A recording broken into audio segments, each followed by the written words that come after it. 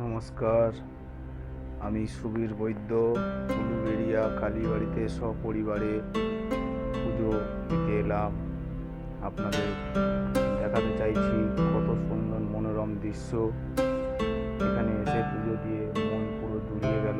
কত সুন্দর একটি পরিবেশ। আপনারা আসুন, আনন্দ উপভোগ করুন।